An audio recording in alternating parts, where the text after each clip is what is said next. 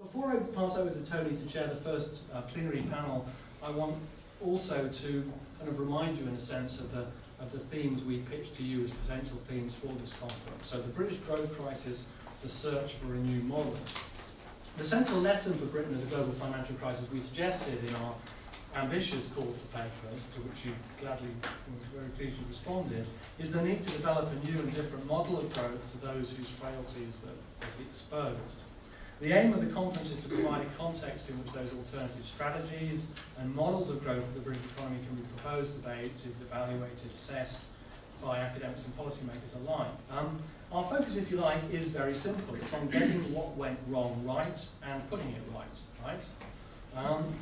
And amongst the questions we posed you in the conference call were the following, all of which I think, in a sense, we're likely to find the focus of our discussion over the next few days, judging by the papers we've already had from you and titles and the abstracts we've had. So what is the appropriate language to describe the crisis through which we're living? Of what precisely is this a crisis? Indeed, is it a crisis? What is broken and how irretrievably broken is it? How should we gauge the nature of the response to date and what are its likely consequences? Was there a distinct British model of capitalism that the global financial crisis has exposed in some kind of a way? That's probably about getting what went wrong right, and the rest is kind of about how to put it right, if you like. What credible growth strategies and supporting models can be envisaged for Britain, and to what extent are they being taken up by policymakers today? What can be the basis for future economic growth, and would this imply, as it were, a new model of British capitalism? How can future economic growth be rendered sustainable, both over time and indeed environmentally? And does that change the terms of the debate so drastically that we can no longer think of growth as the economic priority here? What kind of state structure will be needed to shape and support an emergent new model of British capitalism, and the kind of new growth, if that's what we're going to call it, the kind of new growth strategies such restructuring might facilitate? What lessons can be drawn from the success of other models, and to what extent could these be transposed to the British case? What can we learn comparatively? How should Britain position itself internationally to support its aims? How might Britain position itself as in an international political economic order, now typically characterised in terms of the rise of the BRIC economies in particular?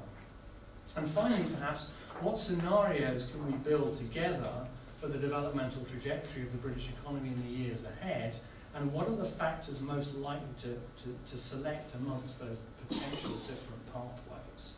And I suppose in particular, what might lend support for the idea that there is a kind of optimistic solution for the British case, and perhaps more broadly from the crisis that we're seeing. As I say, I think there's plenty of evidence from the papers you've already uploaded, those of you who have, and from the abstracts that you've submitted, that all of these issues will be hotly debated and contested over the next 3 days, and by the time we meet again in 2 days' time, we might have some answers to some of these questions. Thank you very much.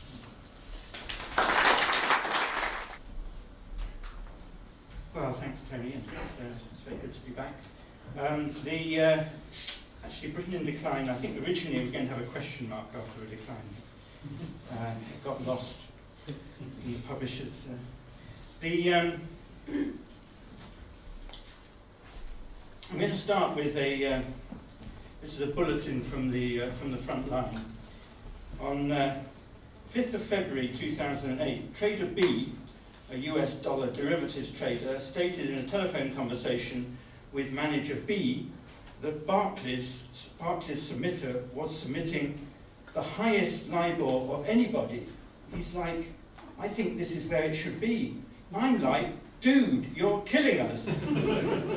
Manager B instructed Trader B to just tell him to keep it, to put it low. Trader B said that he had begged the submitter to put in a low LIBOR submission, and the submitter had said he would see what I can do. Well, that was in 2008. The financial crash happened later that year. And since the financial crash of 2008, we've had, the economic outlook has become very gloomy, extremely serious. Many people have regarded it as the gravest since the 1930s. The crash itself was followed by a 9% fall in output, and many countries have still not regained their pre-crisis peak. So this is at the very least, this is an unusual recession and an unusual set of economic circumstances. There have been some weak recoveries, but they've been followed by setbacks. There's been no quick bounce back, and there have been pronounced fears of deflation or deflationary spiral, talk about lost decades, a la Japan, and fears that slow growth and austerity are with us for a very considerable period, with consequent dire political and social effects. Another sign of the seriousness of what is going on is that interest rates, remarkably, are still below 1%, and we're still in a phase of quantitative easing, of fiscal stimulus, of bailouts. The show has been kept on the road, but it's taken an awful lot of state activity, state intervention to make that possible. And yet, the mood in Britain seems to me relatively upbeat. There's many people in Britain you can find who say, yes, this is quite serious what is happening at the moment, but the 1970s was much worse in Britain. Peter Jenkins, the columnist, wrote a book about the 1970s in which he said, this isn't a crisis of capitalism, it's a crisis of British capitalism. And what's quite interesting about our present situation is that a lot of people don't think this is a crisis about British capitalism. Now, the reasons for this, there's a number of possible reasons. One is that the cuts are not really biting yet. They were deliberately backloaded because the coalition thought economic growth would be quite healthy by now, and it's turned out not to be. So the bulk of the cuts are still to come, the bulk of the cuts that were planned. Another reason is that the epicenter of the crisis has moved. It moved away from the United States and the UK in the financial crash. And of course it's become now centred upon the Eurozone. So the blame is increasingly deflected onto the Eurozone seen as the major problem. And it's also true that the economy is flat, but it's not in free fall, and many of the distributional impacts are hidden. And so there is still in Britain a mood, despite the weather, of business as usual. And neoliberalism and its arguments remain remarkably resilient. And the Daily Mail even seems to have a new neoliberal columnist now, I forget his name. I was reading him the other day, and it was the pure milk of neoliberal prescription. I recommend it. But and in Britain, there's a continuing argument between the political parties about cuts versus growth, but it's not clear that British governments are able to deliver much of either of cuts or of growth at the present time. So there is what I call there's a deadlock economy, and British politics seems to be waiting and watching, hoping that things will happen elsewhere, which will bring some relief. Now, I think it's worth just to take a step or two back and ask, what kind of period are we living through, and how can we think about this historically and in contextual terms? One of the most common ways of thinking about the period that we're in is to think in terms of paradigm shifts, to think of the 1930s and 40s as representing a paradigm shift from classical liberalism to the Keynesian welfare state. The 1970s and 80s then seeing a shift from the Keynesian welfare state to neoliberalism and the Schumpeterian welfare state. And that would mean that the 2010s and 2020s, we're at the beginning of another period, a possible paradigm shift to something we know not what. And in a Polanyian framework, that's a move from the embedded liberalism of the 1950s and 60s to the disembedded liberalism of the 80s and 90s to the re-embedded, or the potential for a re-embedded liberalism of the next couple of decades, a second double movement. But different ways of periodizing this, with less emphasis on discursive moves, look at long waves of accumulation, long waves of hegemony in the international system. And they give rather different ways of framing the present period. But one of the things that, one of the possibilities that shouldn't be lost sight of is that periodizations, sometimes they suggest a pattern that might be repeated, but there's no reason at all why a particular pattern from the past should be repeated. And there is also the possibility, which some people argue, that actually neoliberalism may be incomplete. We may be only at the half stage of neoliberalism, and the next step forward may be an even more intensive neoliberalization of the international economy, with both further globalization and further penetration of markets within national societies. And Colin Crouch has recently put forward an argument along these lines. Now, one of the reasons that these periodizations are important is that it enables us to situate some of the arguments which we encounter. For instance, over the LIBOR scandal, it was possible to detect a number of different arguments that were being presented about the nature of the LIBOR scandal.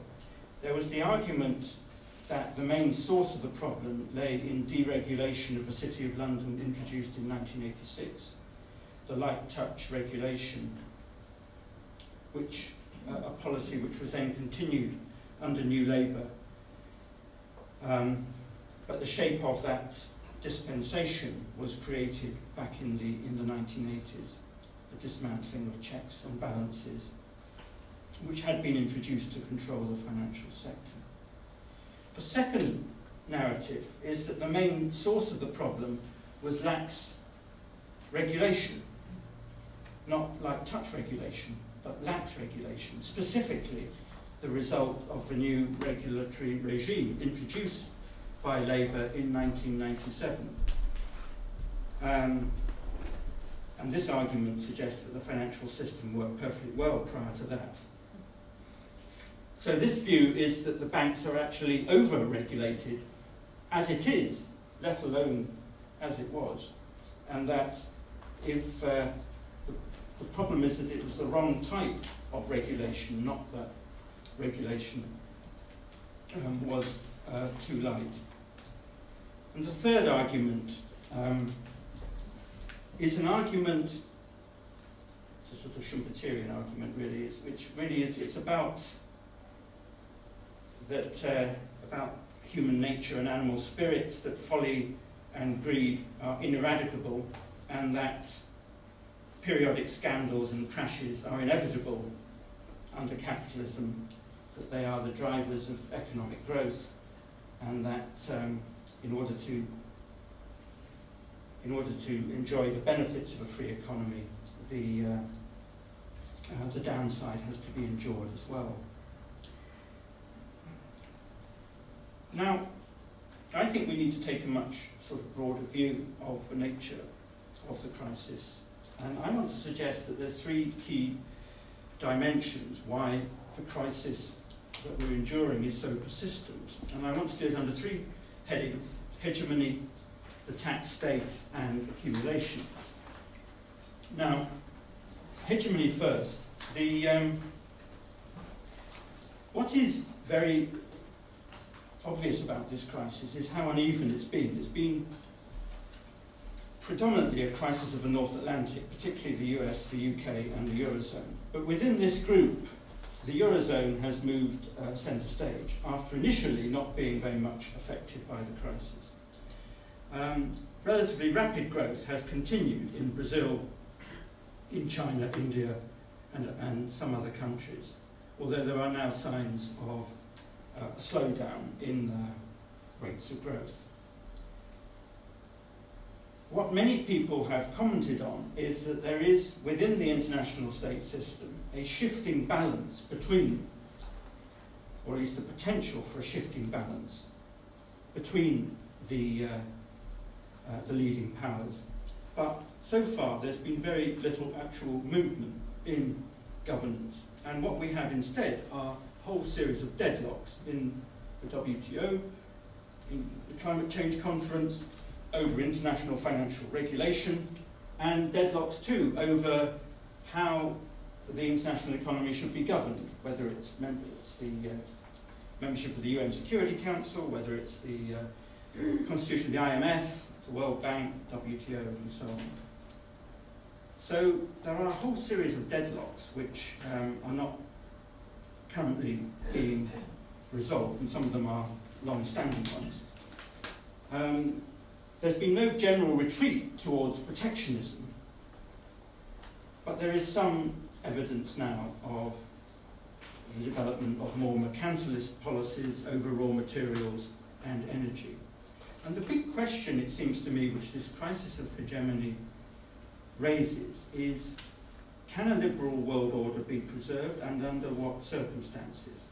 And a lot of this depends upon the United States, and whether the liberal order, which was so shaped by the United States and delivered such significant advantages to the United States in currency, trade, intellectual property rights, and much else, whether that order, whether the United States any longer has the capacity or the will to sustain it. And yet it's very hard to imagine at this junction a collaborative leadership emerging to govern the international economy, or indeed any kind of smooth transition to some successor state, such as China. Instead, what we seem to be faced with is an intractable set of negotiations and growing pressures towards fragmentation and no real progress on governance issues. So that seems to me one of the essential contexts in order to understand the problems that Britain is facing. Britain is increasingly disengaged from the European Union and from playing any significant role in resolving the particular deadlock there. Then the second one is the crisis of the tax state. In every capitalist recession, there has been following the recession, there has been enormous pressure to shrink the state, because the state in a recession expands so enormously as the rest of the economy falls. And this leads to very sharp struggles over distribution. So that if there is a major recession, such as the one we're living through, then there's bound to be a crisis of the tax state, since the tax state is so closely joined to the private sector and to the organisation of the capitalist economy. And of course, we see some major crises of the tax state in particular countries. In the United States, the standoff over raising the debt ceiling last August, the $1 trillion debt, which has expanded to back in 1992, which has now expanded to a $15 trillion debt. The deadlock in the United States over how to deal with its debt problem is evident to all. In the Eurozone, the imposition of austerity, the growing realization of the design flaws at the heart of the Eurozone, the need for a political union and banking union, and the impossibility of actually moving towards them, the underlying disequilibrium in the European Union, in the Eurozone, the underlying balance of payments problem which the crisis has revealed, is also then being matched by growing popular resistance in a number of countries, and the possibility that the strains to which the Eurozone is being placed by the bond markets on one side and by national electorates on the other may lead at some point to the Eurozone breaking apart. In the UK, the debt, which has been built up quite low by historical standards and entirely manageable, but for political reasons, the deficit became a strong political issue in 2010.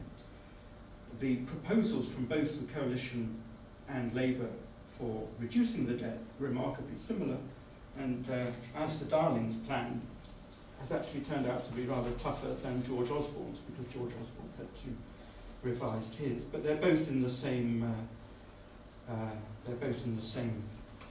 part of the forest.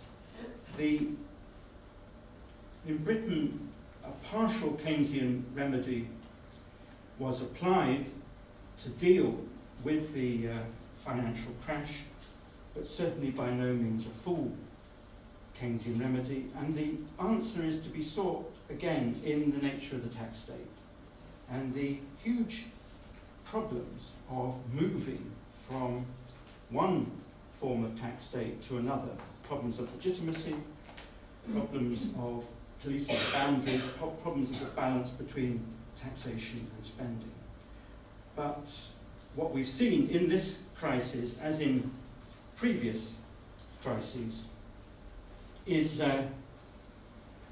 struggle over the size of the state and whether the state is to be brought down back to around 40–41% of gross domestic product, or whether it should go a lot lower. Some people like David Laws have suggested it should end up about 35% in future, and others, of course, are suggesting that it should stay high to increase public sector programs.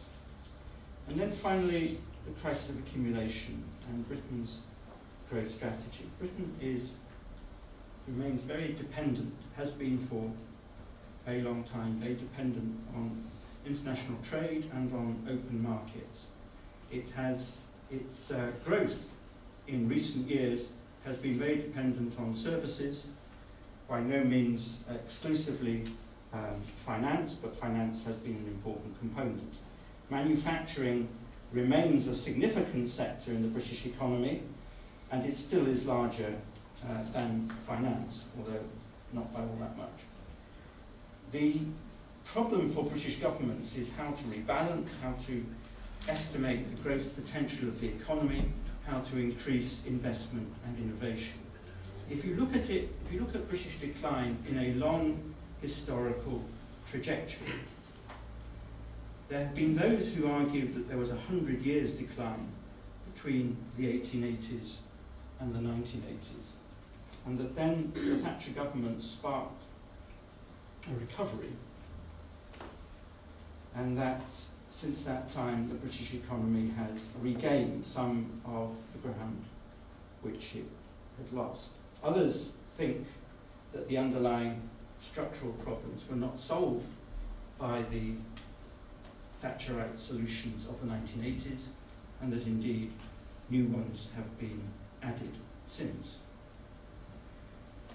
But another way of looking at that debate is, instead of looking at the long sort of series of economic growth, is to think about the context of the international state system and the international economy, and to think about that the critical moment of decline for Britain was 1931, the collapse of the gold standard, and the inability of Britain to keep the gold standard going was an absolute collapse in its power, and meant that in the period after 1945, Britain's fortunes had to be worked out within the framework of the United States dominated economy. And Britain tried a number of policies, some of which were relatively unsuccessful. It tried various European strategies, most of which have unravelled. And its most successful strategy was the neoliberal growth strategy of the 1990s and early 2000s. And one of the biggest threats to the UK going forward, it seems to me, is that the possibilities of pursuing that strategy, at least in the form of the last 20 years, may no longer be available. The biggest threat of all to the United Kingdom would be the ending of the US-dominated liberal world economy and the collapse of the dollar. But of course these things are outside Britain's control. The views about Britain's immediate prospects range from Dan Curry, who's speaking at this conference tomorrow. Dan Curry argues that there is a large output gap in the British economy, and that with continuing supply-side reforms and changes to financial regulation, there is a relatively benign path of recovery and progress. Against that, there are those who argue that the UK economy has become intensely fragile, that the financialisation of the last 20 years has left Britain with little means of restarting growth and eliminating its deficits.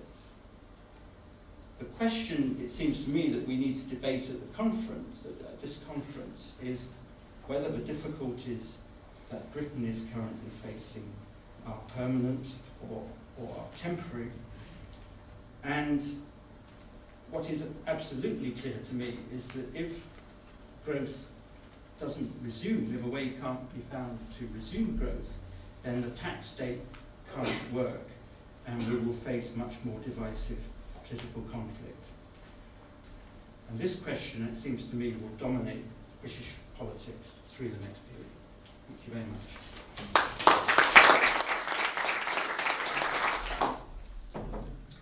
Thank you very much indeed. I will sort of follow on from Andrew, I think, but I also take a little bit of comfort from some of the poll findings that we have there, which suggest that maybe in terms of the politics of this, we are in a sense sort of not full way through this crisis. Indeed, in some sense, one could argue the crisis is still to come. That sounds like a rather bleak thing to suggest, but I think if we see crises as moments of transition, then actually what we have is a more kind of catastrophic scenario at the moment. So a crisis moment would be a more positive take on where we're at, and a more political moment, and one in which, in a sense, the preferences of the electorate start to matter a little bit more. What I want to suggest, I guess, today is that, and it may not come as a terribly controversial claim in the context of this conference's context, but I want to argue that we have witnessed, and we're still witnessing, a crisis of growth, not a crisis of debt, but that we continue to think about this and to talk about this largely still as a crisis of debt. If I'm right, if that hypothesis, that conjecture, that counterfactual might be accepted, then one might note that a crisis of growth can only be exacerbated, as arguably has already been seen throughout Europe, by deficit reduction and public retrenchment treated as goals in and of themselves. So if this is understood rather differently as a crisis of growth, not of debt, then the solution to the crisis of debt that we believe there to be compounds the crisis of growth that we may need to persuade ourselves is the real problem. If the solution to a crisis of debt is austerity, then the solution to a crisis of growth arising from the exhaustion of the old, inherently unstable growth model is to find another one. But there's a caveat, there's a problem, indeed there's two problems here. Firstly, as we know painfully well already, growth models are not easily established, especially in economies arguably whose growth model is as broken as this one. And secondly, and in a sense possibly more fundamentally still, something I alluded to earlier, the value of growth itself, or growth per se, can also be questioned. It's certainly not the only way in which to measure the success of the economy. And I think we have to make sure that we're able to move beyond this notion of growth as the sort of the kind of global language of economic success in some sense.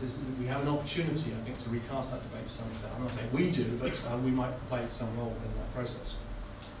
That said, I think in the short to medium term, we would probably gladly settle for growth, since no growth in one country, as it were, is hardly an end in itself.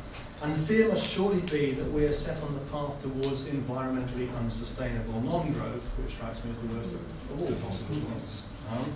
So, if it's not simply a case of the kind of one's devil, the one enemy's enemy is one's friend, it may be that there are problems about growth, but the absence of growth doesn't deliver the solution to the problem that growth is. But for now, I want to focus on questions of growth, if only because a transition to environmental sustainability that I think we should be talking about here as part of our broader agenda is much better made from growth than its absence. But I do want to come back at the end to questions and considerations of environmental sustainability. Indeed, I think as one of the organisers of this conference, it's one of the themes that we would have liked to have seen a little bit more of in response to our call for papers, and I hope it's something that we can discuss over the next few days. But I want, as I say, I want to start more with growth. What are the impediments to growth with which any new growth model or strategy would have to contend? I've written a fair amount on this, and I want to be brief on this because I want to get to some of the more controversial stuff a little bit later. There's plenty here that's controversial, I suspect. The first relates to monetary policy, and the point here is simple. The dependence of the old growth model on private debt increased the sensitivity of demand in the UK economy to interest rate movements, and in the process the threat to growth posed by inflationary pressures. That problem, though temporarily suspended during the crisis itself, and again now in the double dip, has plagued the economy since 2007, with the Bank of England essentially unable to use interest rates to control inflation. And that is likely to return again if we see a return to growth in the world economy more broadly. That's compounded by a second factor, arguably a more significant factor: the size of the mortgage and commercial lending rate spreads which opened up during the crisis. This, it still surprises me, is not much commented on. But the point is that these have yet to close up again in the way that interbank lending rates did. It has in short become more costly to borrow at a given base rate. Or in other words, the monetary authorities in Britain have allowed the banks to pass on a significant part of the cost of their recapitalisation to borrowers, suppressing both consumer demand and investment in the process. So the point is, for so long as commercial and mortgage lending rates remain punitive, investment is being crowded out, in effect, by bank recapitalisation. We're paying a bank recapitalisation charge, if you like, if we have a mortgage, or if as a potential commercial borrower, we find that we are prepared to accept the interest rate on which we might borrow. And both of those are serious impediments to growth in the British economy today. And indeed, they're even more serious impediments to the transition to an alternative growth model, which would have to be dependent on that kind of investment. The final factor, the third factor, relates to the difficulty of resuscitating the old growth model. And the problem here, I think, is a long-standing one. Indeed, it's an intergenerational one. Sustained house-price inflation at 10% per annum over a number of decades was always going to create a crisis of affordability for new entrants into the housing market at some point. talk to the students we're about to recruit for next year. That point was, of course, brought forward dramatically by the crisis. And the intergenerational problem of affordability has been compounded by a step-level increase in the cost of mortgage lending over the base rate and the increased levels of personal debt that will follow the state withdrawal of funding for higher education. But even in the absence of that, it would have come anyway. This was an intergenerationally unsustainable growth strategy insofar as it relied upon asset price appreciation, particularly house price appreciation, the release of equity to fuel consumption, and so forth. So what can be done? Well, if one were to accept that those are impediments to the resuscitation of the old growth model, then that leads to a perhaps inevitable conclusion, the need for an alternative. But even assuming one could be found, and I want to talk a little bit about that, and I hope we're going to talk a lot about that over the next few days, there are significant problems. The first of these is the long-standing pathology of British capitalism, the kind of thing that Andrew's written about for a long time, and the kind of thing that we've all been writing about for a very long time. It re-emerges again today as a problem at a time when the transition to any new growth model is likely to require significant levels of investment. It's the cost of capital.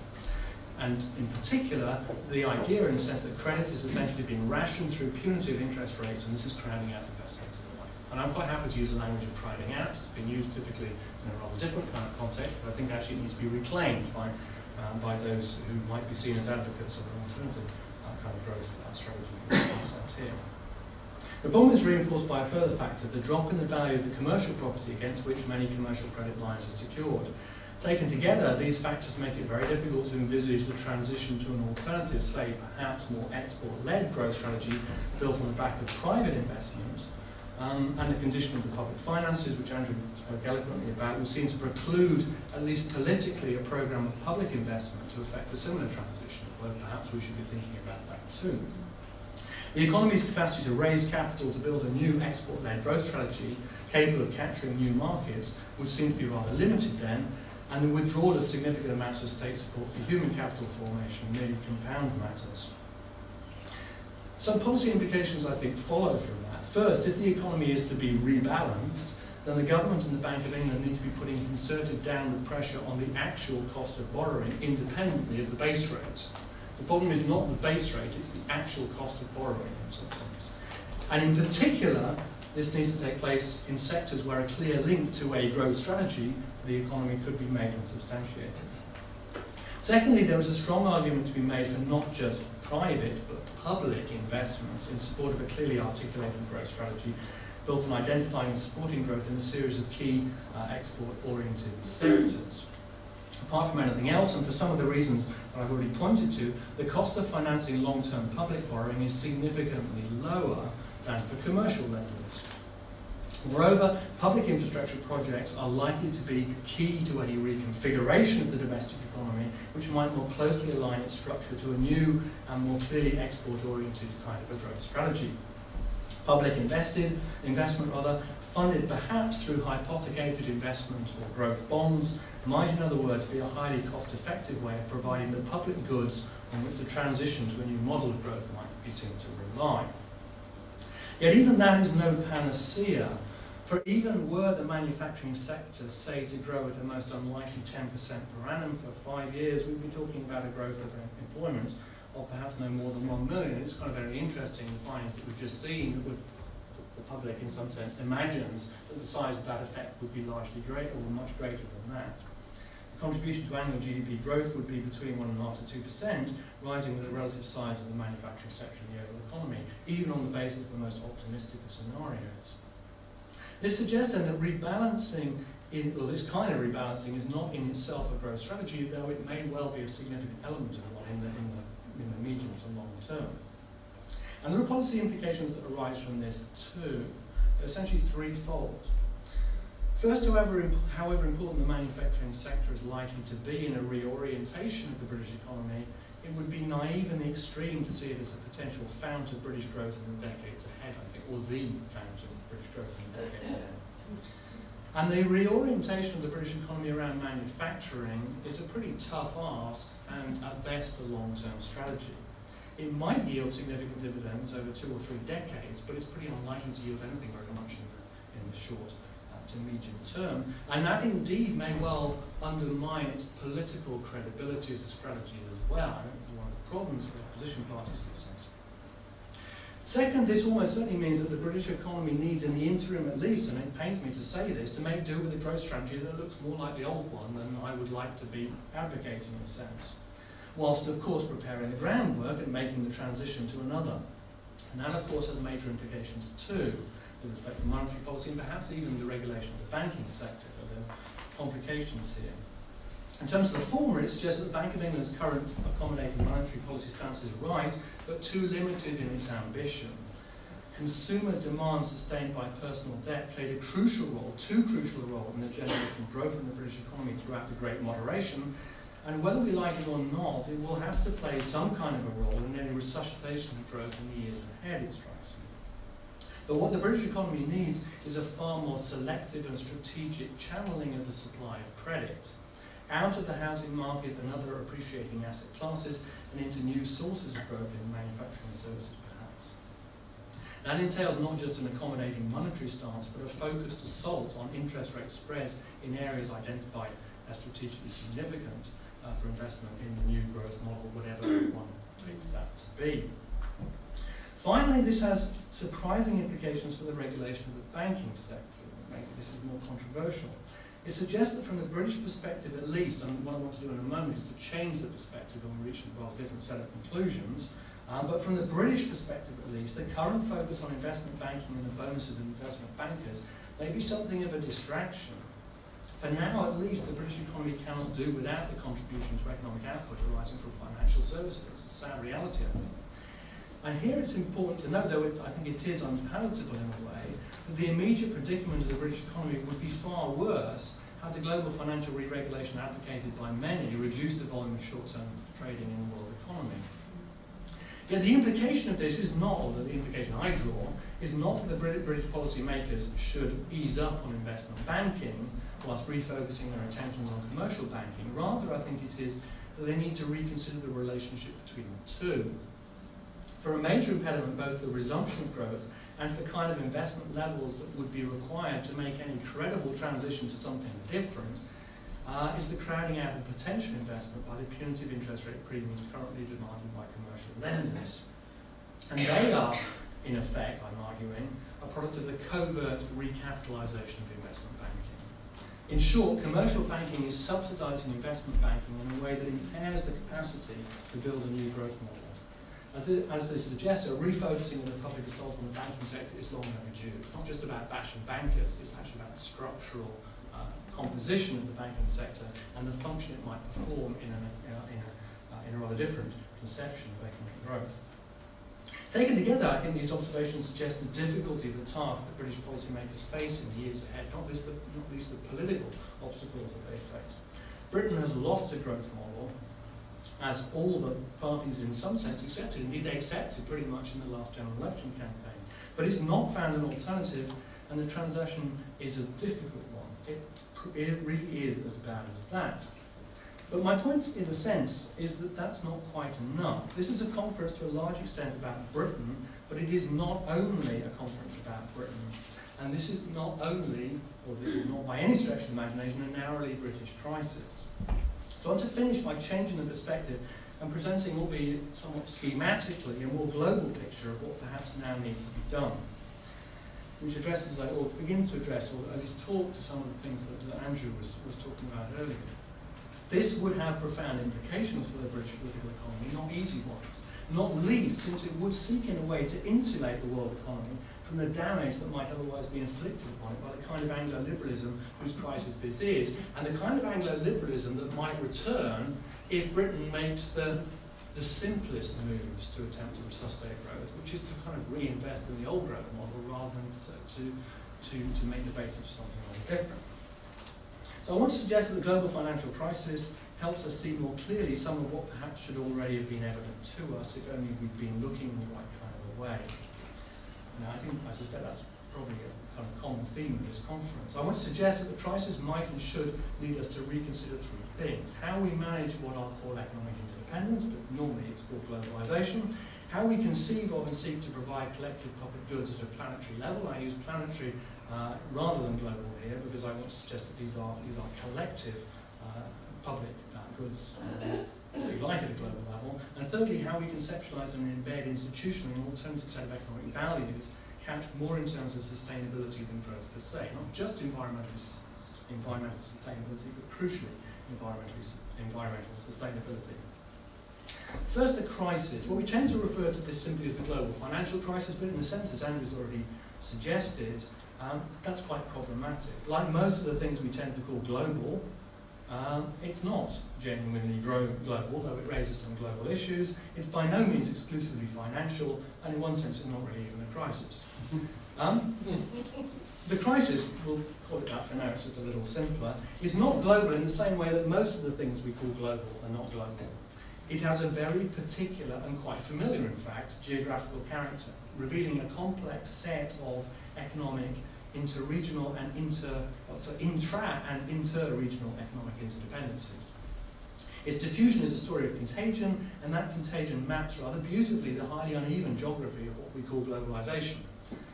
And the source of the contagion is, of course, not global at all, but quite specifically Anglo-liberal, I would argue, in a way that all too easily forgotten now that attention has focused so concertedly on the Eurozone. It's an obvious point, but this is not a crisis of the Eurozone, or at least it's not in its first cut, it's not a crisis of the Eurozone. Though its contagion has, of course, exposed profound and long-standing institutional pathologies at the core of the Eurozone, which I could go on about quite well. The point is that the resolution of the crisis, I think, at a transnational level needs to be thought about in terms of the management of those economic interdependencies, what we tend to call globalization, but perhaps shouldn't. It needs to be about setting parameters on acceptable globalization in a way. And I think this is kind of what Andrew was saying too.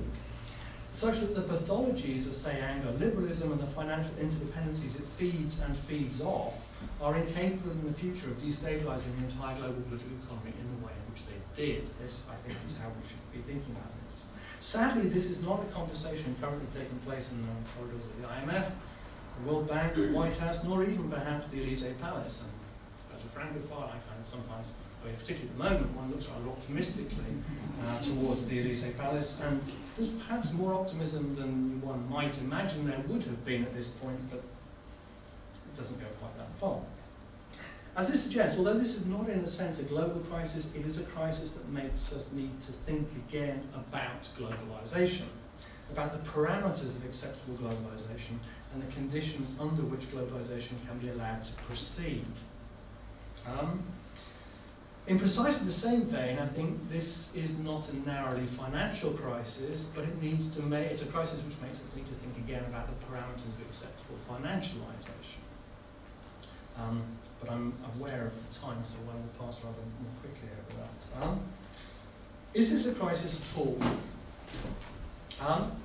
As is widely noted, the term crisis has been cheapened in recent years in a way that I'm not sure whether it pains me or not. I've written a lot on crisis, so at least there's more stuff to write about when one thinks about crisis. But everything, it seems, is a crisis these days. So surely this is, well, yes and no. It's certainly bad enough.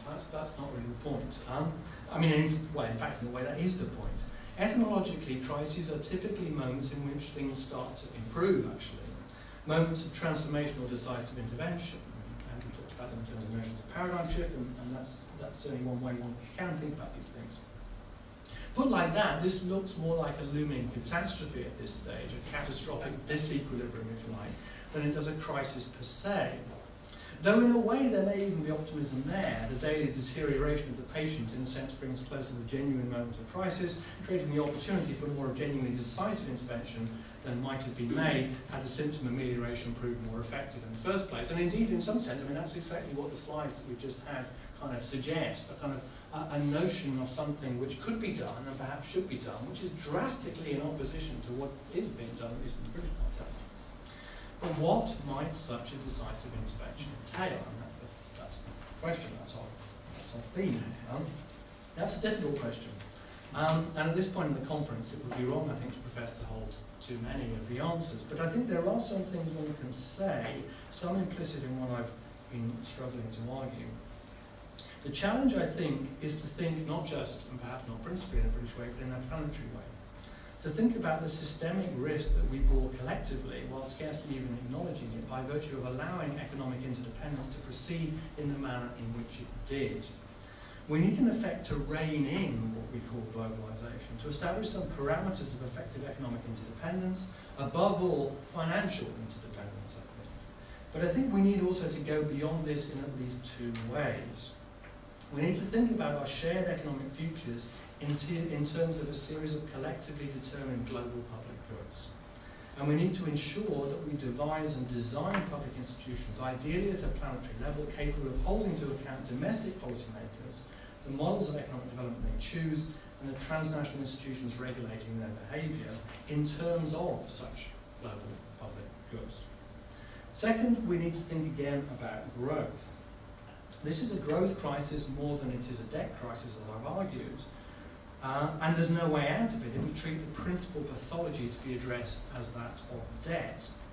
But there is, in other words, no salvation to be found in austerity. I suspect most of us accept that. But that's not quite enough. For this is arguably not just a crisis of growth. It should perhaps be seen as a crisis for growth too. An opportunity to think again about how we gauge economic success domestically and perhaps more collectively as well. This is the really difficult bit, which is probably why my notes start to get a bit thinner at this point. In a context of accelerating environmental degradation, we need incrementally to wean ourselves off growth. Though whether that entails décroissance, degrowth is an interesting question. And indeed, it's one in which the literature on décroissance and degrowth is actually itself ambiguous. In the process, I think we need urgently to devise a more balanced and sustainable array of genuine and global, indeed planetary collective public goods whose promotion might eventually replace the blind and narrow pursuit of economic output as the global currency of economic success. So we need to think again about GDP as the measure of economic success. There's no point in doing that domestically. Britain can't say, okay, well, we're not worried about GDP. This is something that needs to be resolved and thought about and debated and contested globally, and global institutions need in some sense to be designed to reflect that understanding. That is about as big a challenge as it is possible to imagine, but one I think that we owe it to future generations to pose, to repose, and to pose again until we have an answer. Thank you very much.